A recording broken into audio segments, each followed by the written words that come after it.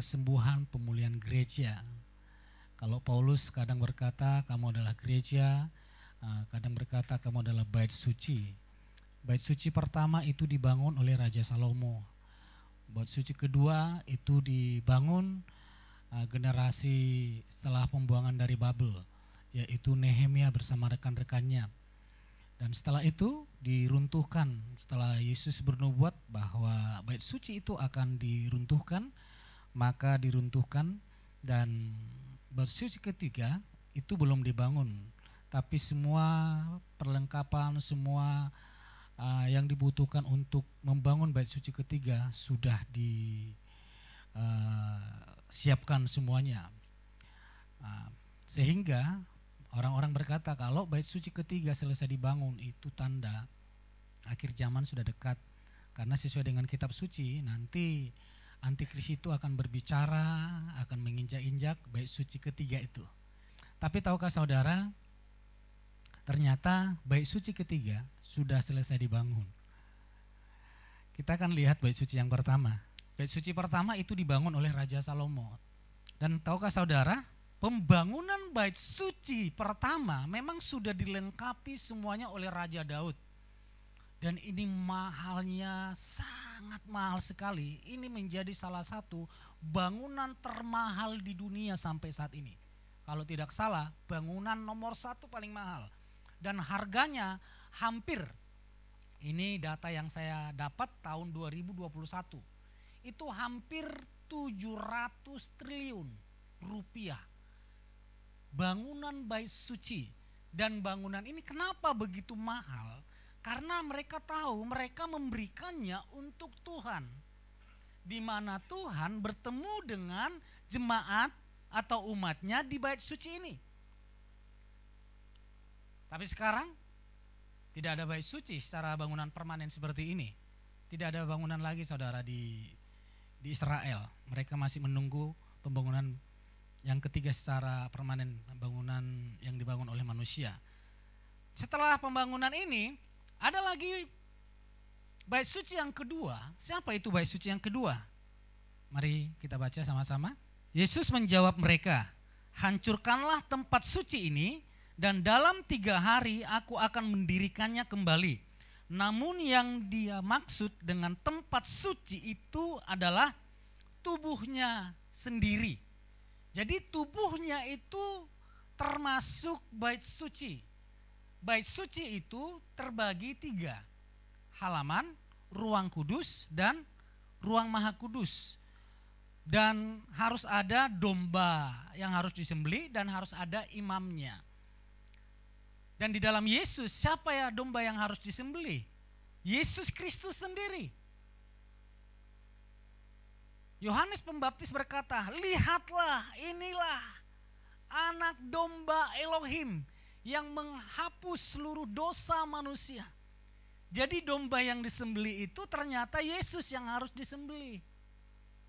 Memang tujuan Tuhan datang ke dunia ini bukan untuk menjadi Tuhan, karena dia adalah Tuhan. Tapi dia datang ke dunia untuk disembelih, saudara. Untuk apa disembelih? Untuk pengganti dosa manusia. Setelah itu baru dibawa ke ruang maha kudus. Di bait suci di dalamnya ada 2 bagian, ruang kudus dan ruang maha kudus. Kalau di ruang maha kudus imam-imam tidak boleh masuk. Yang boleh masuk hanya imam besar, itu pun 1 tahun 1 kali dengan syarat membawa darah domba. Boleh masuk ke dalam. Dan itu ada tabir saudara, pembatasnya itu tabir. Itu pembatasnya itu sebagai tanda, itu kayak horden itu sebagai tanda batas bahwa Tuhan itu kudus, manusia itu kudis, berdosa. Jadi tidak boleh, ada batasnya. Kalau mau dibuka batasnya, bawa darah domba dulu. Makanya Yesus harus membuka itu. Bagaimana Yesus membuka tabir itu sementara dia disebut bait suci? Ternyata dikatakan di sana tabir itu pembatas manusia dengan Tuhan adalah tubuh Yesus. Ternyata tubuh Yesus itu penghalang untuk Tuhan bertemu dengan manusia. Karena tubuh Yesus itu penghalang, penghambat, pembatas, maka tubuh Yesus itu harus disalibkan. Sehingga lewat tabir itu terbelah, kita masuk ke ruang Maha Kudus, kita memperoleh masuk untuk menerima kesembuhan itu. Oleh bilur-bilurnya kita terima kesembuhan, katakan amin. Kenapa tubuh Tuhan Yesus itu menjadi penghalang? Karena tubuh Tuhan Yesus itu sudah dipenuhi oleh dosa manusia. Sehingga Bapa Yahweh yang mengutus dia pun meninggalkan Yesus. Berteriaklah dia, Eloi, Eloi lama sabatani. Bapakku, Bapakku, kenapa engkau meninggalkan aku? Harus ditinggalkan karena tubuh Yesus yang menjadi penghalang antara Tuhan dengan manusia sudah dipenuhi oleh dosa dengan kutuk. Harus itu Yesus harus disalibkan dan dikubur.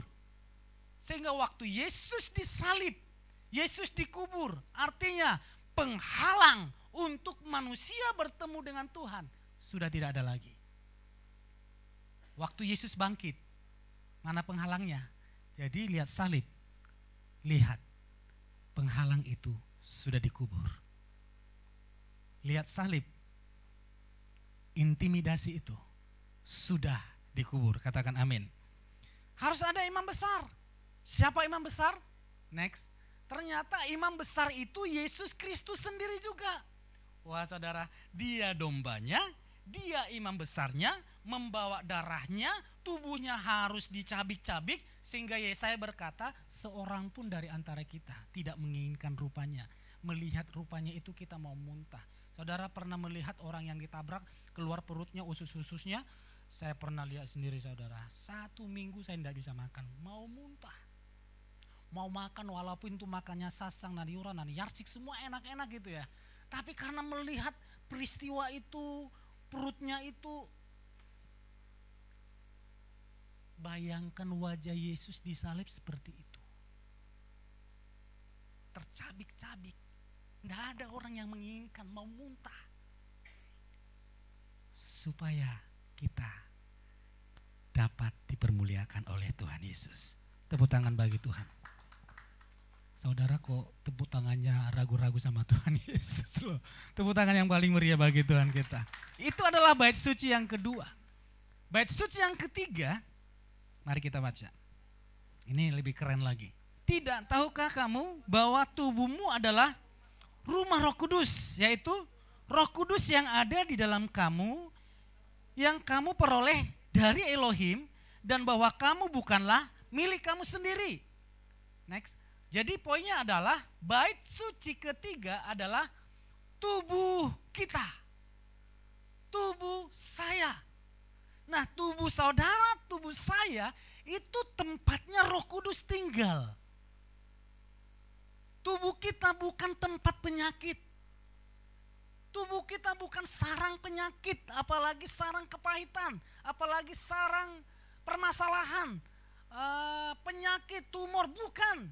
Tubuh kita tempat kuasa Roh Kudus, tempat Roh Kudus, di mana ada Roh Kudus tinggal, ada kelegaan, ada sukacita, ada kesembuhan, ada kekuatan, ada mujizat, katakan amin.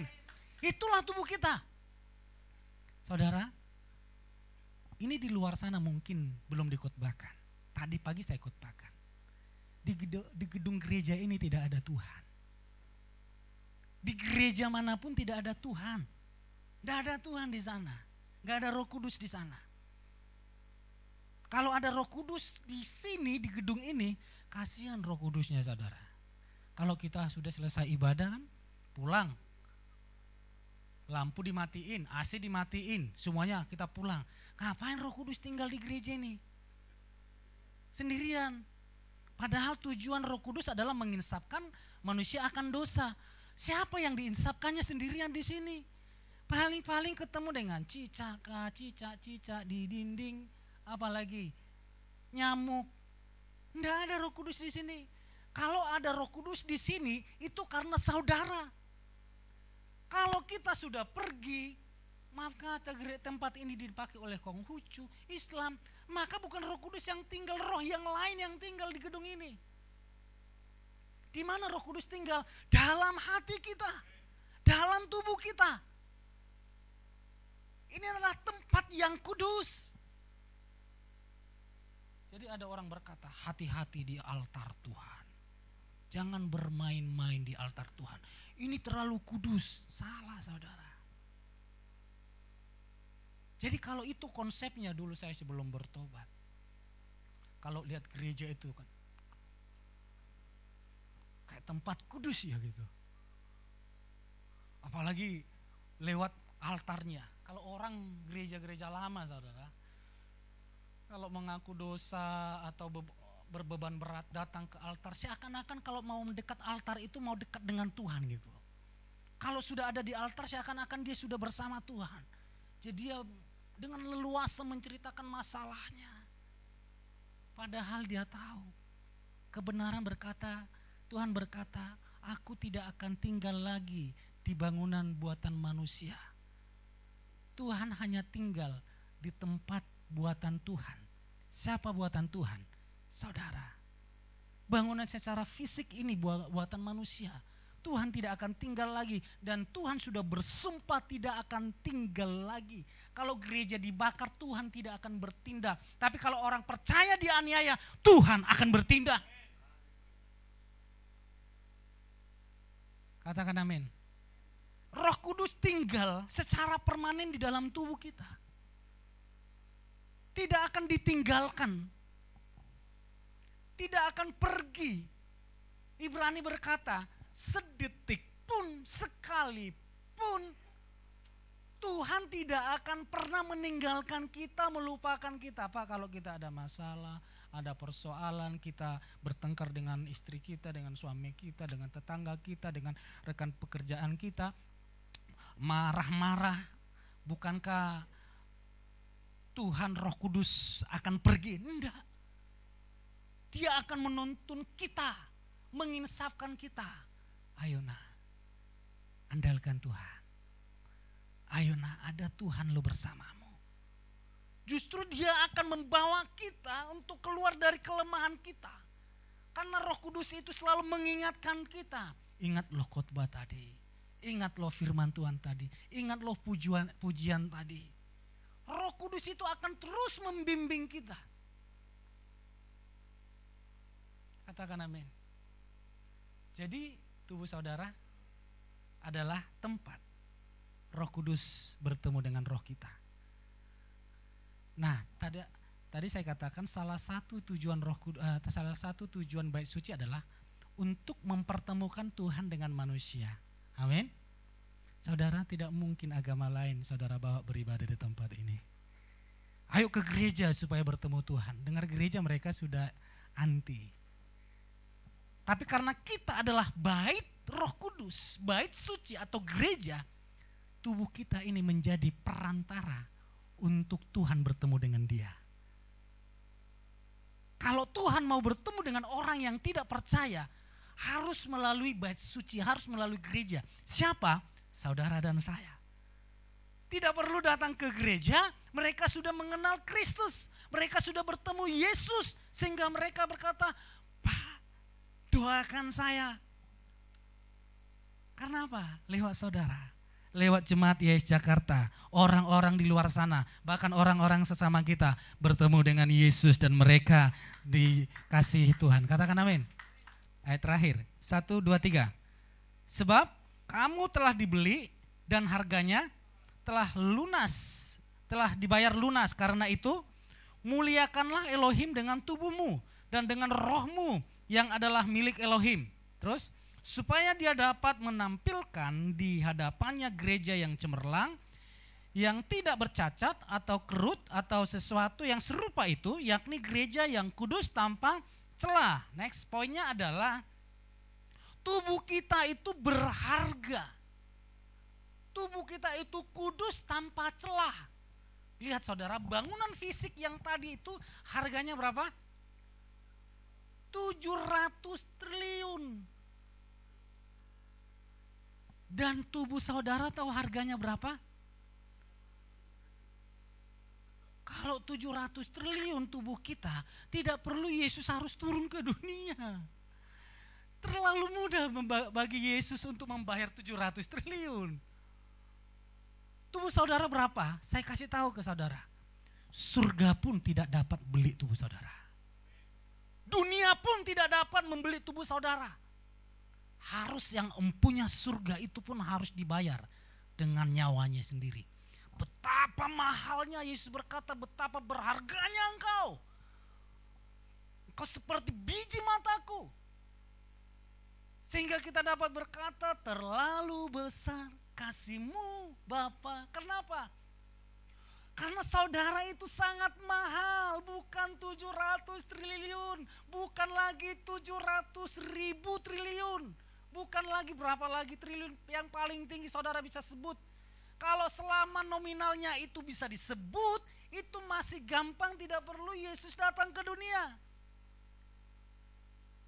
Surga tidak dapat membeli saudara. Harus Yesus yang membeli kita. Saudara bisa melihat dirimu sekarang? Betapa berharganya dirimu. Betapa kudusnya dirimu. Tapi kan barusan bertengkar, itu bukan urusan Tuhan. Kalau Tuhan berkata engkau kudus tanpa celah, tanpa cacat, itu dari sisi pandangan Tuhan. Kadang dari sisi pandangan manusia, Pak Gun seperti ini, Bu Lili seperti ini, Bu Yanti seperti ini. Itu kan ukuran manusia, penilaian manusia. Tapi penilaian Tuhan, karena itu kita hidup apa kata Tuhan, apa kata firman, sehingga hati kita penuh dengan sukacita. Hati yang gembira adalah obat yang manjur. Tapi sayangnya kita selalu hidup apa kata manusia, apa kata prediksi, sehingga hati kita penuh dengan kekhawatiran, kegelisahan. Yang ada hanya sakit penyakit. Tubuh kita itu kudus. Kalau kita ada masalah, itu urusan kita dengan sesama. Kalau orang Kristen mencuri, itu urusannya dengan pemerintah. Ditangkap, tapi di mata Tuhan.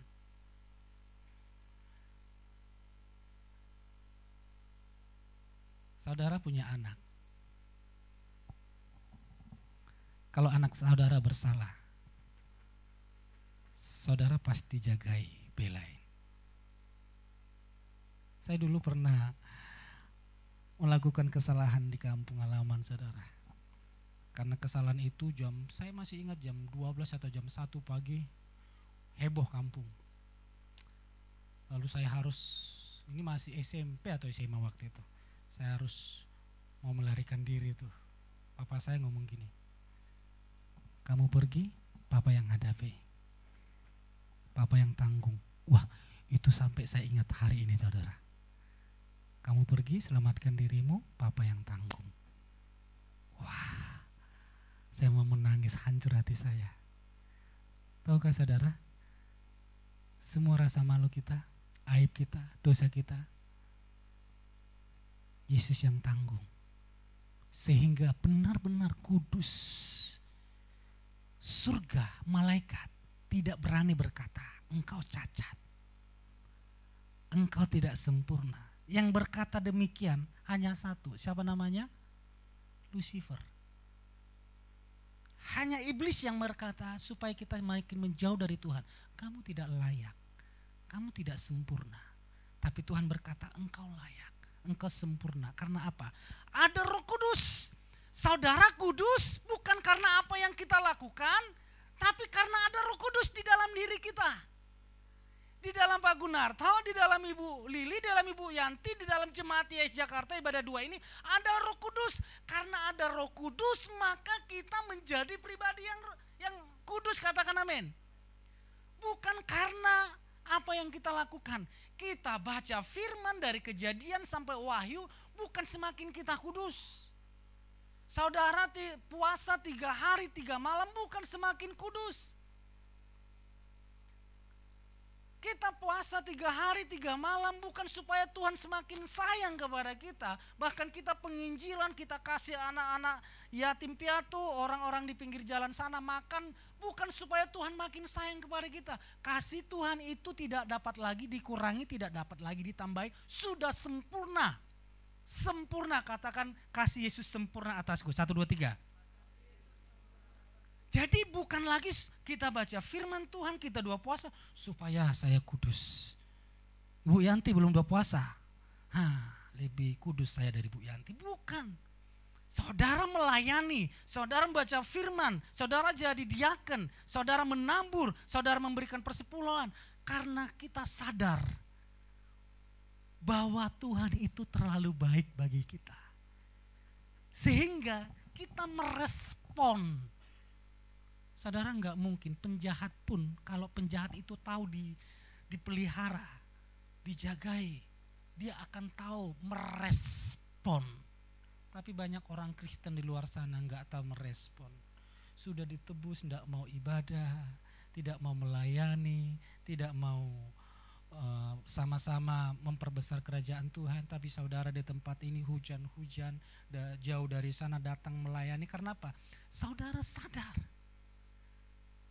bahwa ada Roh Kudus, ada Tuhan di dalam diri kita, bahwa karyanya terlalu besar dalam hidup kita. Katakan amin. Pemain musik mulai maju ke depan. Kesimpulannya sama-sama kita baca. Saya baca dulu baru nanti saudara membacanya. Next. Tubuh kita bait suci. Tubuh kita adalah bait suci. Tempat Roh Kudus, bukan tempat sakit penyakit. Oleh sebab itu layanilah dan muliakanlah Yesus dengan roh dan tubuh kita.